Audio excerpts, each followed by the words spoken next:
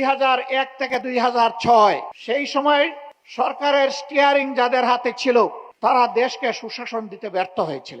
সেই সময় দেশ চারবার দুর্নীতিতে বিশ্ব চ্যাম্পিয়ন হয়েছিল। এখন কোন জায়গায় পুরাতন সন্ত্রাসীরা নতুন রূপে আত্মপ্রকাশ করতে যাচ্ছে। দলীয় কর্মীদেরকে দিয়ে চাঁদাবাজি করার অভিজ্ঞতা আমাদের নেই।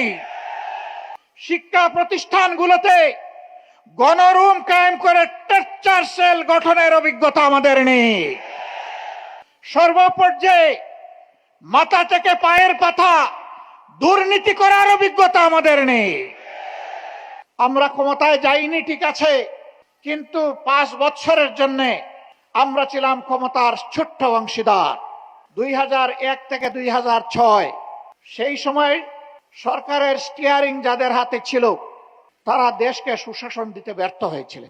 সেই সময় দেশ চারবার দুর্নীতিতে বিশ্ব চ্যাম্পিয়ন হয়েছিল।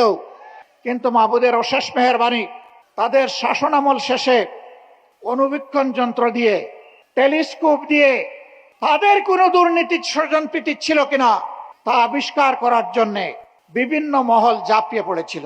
আলহামদুলিল্লাহ, দুর্নীতি একটা সর্ষে দানাও তারা আবিষ্কার করেনি। এই সাফল্য দেখে যারা দুর্নীতিবাজ